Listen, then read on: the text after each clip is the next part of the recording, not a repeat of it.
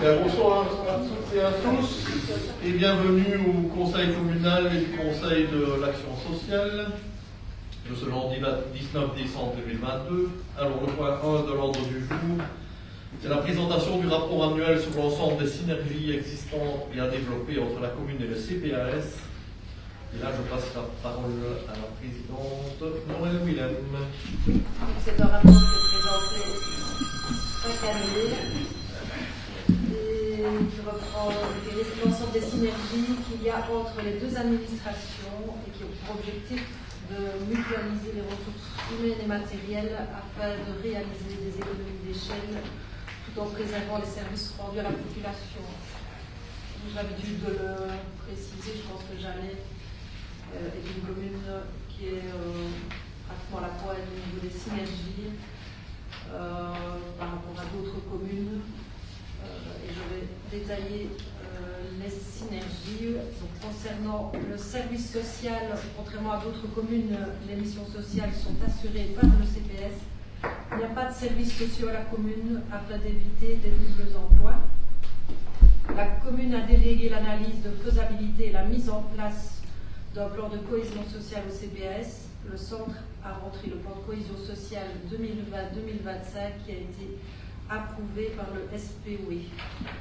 En termes d'autres synergies réalisées, on met à disposition de la commune des personnes engagées dans le cadre de l'article 60 de la loi organique, ce qui permet de soulager certains services communaux.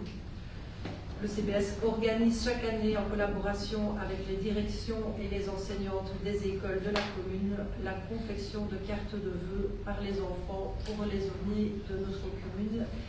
Et c'est une action qui est fort appréciée par les aînés. Les deux administrations collaborent dans le cadre des démarches administratives à réaliser concernant les ILA, les initiatives locales d'accueil et les migrants. Les deux administrations collaborent étroitement dans la gestion actuelle de la crise ukrainienne. Concernant le logement, la politique du logement, c'est une compétence communale qui est reprise dans son plan d'ancrage. Au niveau de la salubrité, c'est une compétence du bourgmestre et elle est gérée par les services communaux. En cas d'expulsion, le CPS peut apporter des aides spécifiques, comme notamment aider dans la recherche de nouveaux logements. Les logements de transit, on en a deux, ont été rénovés par la commune et ont été confiés en gestion au CPS. Donc on en assure l'entretien. Les logements sociaux, nous avons 3 logements sociaux situés à Sur-Istère qui sont gérés par le CPS avec une convention avec la société de logement Logivestre. L'agence immobilière sociale, donc la commune et le CPS y sont affiliés. Sa présidence est assurée par moi-même. L'AIS permet à nos concitoyens locataires de trouver des logements salubres à un prix décent et aux concitoyens propriétaires de se garantir de revenus locatifs réguliers. La commune sous-loue 2 logements situés à Solwastère à l'AIS. La commune met à disposition de l'AIS local pour une permanence. Une agence communale a été désignée comme personne de contact avec l'agence immobilière sociale. La politique des aînés, la plupart des actions, des activités est concentrée au sein du CPS. La commune met à disposition la salle polyvalente de Solwastère afin de permettre à la SBL Gilles Salin d'organiser ses séances de gymnastique douce pour les aînés.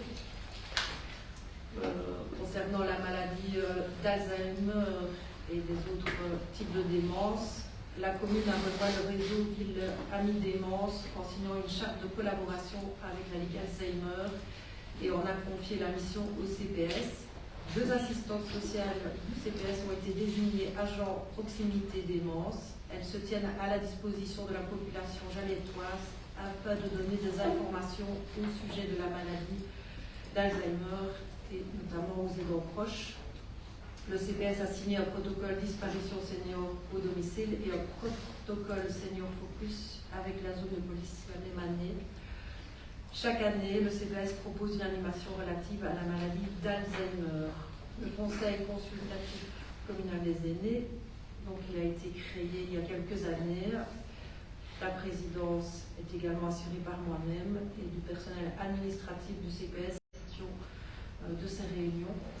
Concernant le bien-être des seniors, ça c'est une action programmée et qui est reprise dans le PST de la commune et c'est assurer le bien-être des seniors.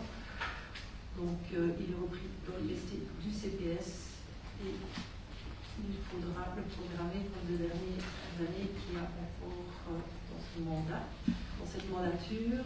Alors, le maintien des personnes âgées à domicile, le PST du CPS prévoit de lutter contre l'isolement des aînés et de maintenir le plus longtemps possible les personnes âgées à domicile. Il s'agit souvent de guidance pour les personnes qui se trouvent, je vais dire, un petit peu démunies et ne savent pas à qui s'adresser pour assurer leur raisonnement à domicile. Au niveau de la culture, le PST de la commune prévoit de développer des ponts culturels entre tous les âges de la vie. Ainsi, la commune projette d'organiser des ateliers d'écriture de tranches de vie où les participants pourront écrire à leurs enfants, petits-enfants, afin de leur transmettre leurs souvenirs. Les bibliothécaires ont également prévu d'instituer différents après-midi où petits et grands pourront se retrouver pour des moments de partage. Donc lecture de textes en wallon, contes, découverte de techniques artistiques, conférences, ciné-club. Concernant les personnes à besoins différenciés, l'anticontact est pris entièrement en charge par le CPS. De plus, les travailleurs sociaux du CPS instruisent les demandes d'allocation handicapée. La commune a conclu un contrat avec son webmaster afin de rendre son site internet accessible aux malvoyants. Une agente du CPS assurera sur rendez-vous pour les personnes malentendantes via la langue des signes, parce qu'on a la chance d'avoir un assistant social qui le pratique, une aide aux citoyens lorsqu'ils se rendront au guichet de l'administration communale ou du CPS. Alors, concernant les personnes à mobilité réduite, l'entrée du bâtiment de l'administration communale va enfin, si je puis dire, être rendue accessible aux personnes à mobilité réduite par l'installation de portes coulissantes. Il faut dire que quand le bâtiment a été conçu et inauguré en 2006, je pense que il n'y avait pas encore d'obligation concernant les infrastructures adaptées aux personnes à mobilité réduite. Et nous espérons bien qu'en 2023, nous pourrons voir ces portes modifiées afin que les personnes puissent rentrer plus facilement à l'administration. Le CPS a également organisé depuis 2 ans déjà une journée de sensibilisation au handicap. Concernant la politique de la petite enfance, elle est entièrement prise en charge par la commune. L'ouvrier du CPS va également toutes les semaines chercher les fruits et légumes chez le fournisseur pour la crèche et la MCAE. Ce n'est plus la MCAE, c'est juste une petite faute, vu qu'on a 2 crèches, afin de soulager la directrice de cette tâche. Au niveau de la culture, donc on a des boîtes à livres, 5 boîtes à livres sur le territoire de la commune, et l'ouvrier, lorsqu'il passe devant et qu'il voit que les boîtes ne sont pas en ordre, parce que c'est très bien d'avoir des possibilités de rendre des livres accessibles gratuitement à la population, c'est de pouvoir avoir aussi de l'ordre, que ça ne devienne pas une boîte où on n'a pas envie d'aller. Concernant la gestion administrative et technique, au niveau des marchés publics, le CPS bénéficie de nombreux marchés réalisés par la commune. L'objectif est de réduire les coûts, aussi bien dans les prix facturés que le temps en personnel nécessaire à la mise en œuvre de la procédure de marché public. Alors les différents marchés, je vais les citer, au niveau des fournitures, et le marché pour le gasoil de chauffage, le marché d'électricité, la téléphonie, l'acquisition d'enveloppes, de produits d'hygiène avec support, de produits d'entretien et de matériel de nettoyage. Concernant les marchés de services, on a les contrats d'assurance, téléphonie fixe et mobile, acquisition d'extracteurs et entretien du matériel incendie, l'acquisition et nettoyage des tapis de sol, fourniture et livraison à domicile de repas préparés, entretien et nettoyage des bâtiments, entretien des installations de chauffage, désignation d'un service externe de prévention et de protection du travail. Au niveau des travaux, il y a la réalisation d'une voirie pour le lotissement du CPS et également, autre marché, celui du fonds des pensions communs des mandataires gérés par la commune et l'adhésion du CPS à la centrale de marché pour organismes paralocaux constitués par la commune. Au niveau de la gestion du personnel en matière de synergie, concernant les statuts et règlements de travail, mis à part quelques spécificités propres aux deux entités, les statuts et les règlements de travail sont similaires.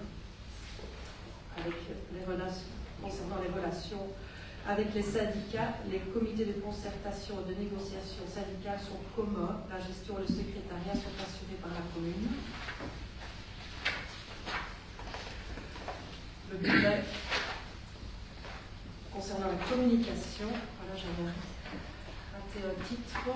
Concernant le bulletin communal, l'administration communale assure l'édition du bulletin communal qui reprend également des articles du CPS, donc il y a 5-6 pages qui nous sont dédiées. Au niveau du site internet, un espace est consacré au CPS sur le site web de la commune et le CPS est responsable du contenu des publications qui le concernent. Au niveau du patrimoine, le service des travaux assure la maintenance des bâtiments, lors de secours, entretien de la chaudière, prêt de matériel, tour de pelouse, au colibri, etc. Au sujet du projet de rénovation du CPS, la gestion administrative du dossier de rénovation du CPS est assurée par les services communaux. Dans le cadre du déménagement temporaire des services du CPS, le service des travaux s'est chargé d'aménager les locaux qui accueillent les services et a participé activement au déménagement de ces derniers, ainsi que l'informaticien. Au niveau de l'urbanisation des terrains du CPS, la gestion des impétrants dans le dossier d'urbanisation des terrains appartenant au CPS a été pris en charge par la commune. Au niveau de la mise à disposition des locaux, un local est mis à disposition du CPS dans le bâtiment communal de Jalais afin d'assurer les permanences du service social. La commune loue des locaux, ce qu'on appelle l'ancien Portou, qui aura certainement une nouvelle dénomination, auprès de l'association Jeunesse de Jalais. Ils accueillent la banque alimentaire du CPS et les différents stockages, fourniture de bureaux, etc. pendant la durée de la rénovation du bâtiment de salle. La commune met à la disposition du CPS pendant toute la durée des travaux de rénovation du bâtiment 2 bureaux de plateau situés à l'atelier rural à Beauchamp.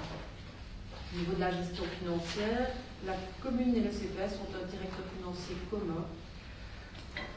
Concernant la trésorerie, la gestion de la trésorerie est commune entre les deux institutions.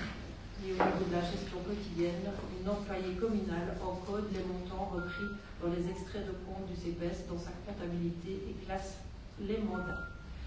Concernant l'informatique, l'informaticien engagé, un informaticien à temps plein est engagé et payé par la commune et il est mis à disposition du CPS. Il gère les 2 parcs informatiques. Concernant la connexion Internet et téléphonie, les 2 administrations sont reliées ensemble par une connexion Explore Proximus afin d'avoir un accès d'un côté comme de l'autre, notamment pour les différents directeurs et la permanence du CPS située à l'administration communale. Il y a également une mise en commun de l'ensemble de la téléphonie. Alors, concernant les serveurs physiques et virtuels, notamment du réseau, nous avons les mêmes fournisseurs de programmes, Sivadis et ESI, mais les serveurs physiques et virtuels sont différents. Les connexions de part et d'autre sont néanmoins possibles. Par exemple, EDF qui se connecte sur le serveur. Au niveau des emails, il y a 3 groupes distincts: administration communale, bibliothèque, école, crèche et services des travaux sont sur le nom du domaine @jalais.be. Le CPS est sur le domaine @cpsjalais.be. Et l'Office de tourisme Jalais-Sar est sur le domaine @tourisme Jalais-Sar. La gestion de ces groupes se fait via le portail Microsoft 365. Au niveau du plan d'urgence, le plan PIPS de la commune a été rédigé en collaboration avec les 2 administrations et a été approuvé. Dans ce cadre, les 2 administrations ont travaillé en étroite collaboration lors des inondations catastrophiques du mois de juillet 2021 et continuent le suivi des personnes sinistrées. Ainsi, l'entièreté du rapport annuel des synergies. Vous pouvez remarquer qu'il est assez long et similaire d'une année à l'autre avec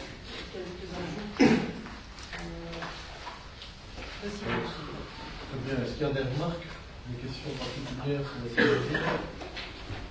Non? Non. Personne? C'est une présentation, il n'y a pas de vote. Le deuxième point de l'ordre du jour, c'est la projection de la politique sociale locale 2023. C'est une prise de connaissance, et là je passe la parole à Noël, notre président. La projection de la politique sociale, très brève, rassemble les intentions politiques et budgétaires du CPS pour l'année 2023. Elles sont quand même abordées largement dans le budget. Donc le service social restera la mission prioritaire par rapport aux actions sociales de toutes sortes. Et effectivement, c'est l'année 2022, avec deux crises s'estomper tout doucement, celle du Covid et des inondations. Nous pouvons dire à l'heure actuelle que nous sommes en plein cœur d'une nouvelle, la crise énergétique.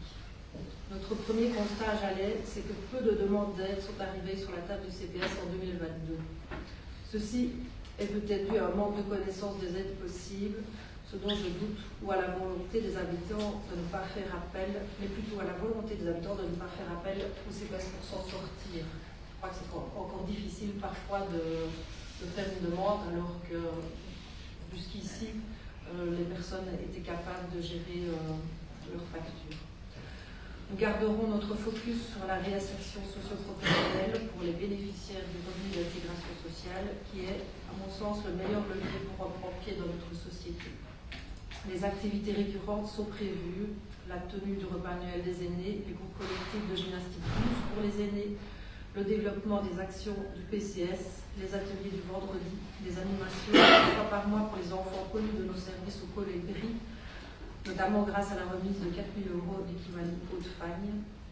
Bien que les charges du personnel et de fonctionnement pèsent lourdement sur les caisses communales, les missions sociales seront garanties.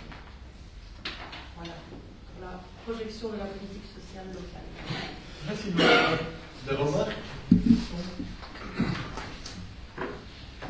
Non? Pas d'autres questions, pas d'autres remarques? Bon, alors on peut clôturer ce conseil communal commun entre le conseil de l'action sociale et le conseil communal. Merci.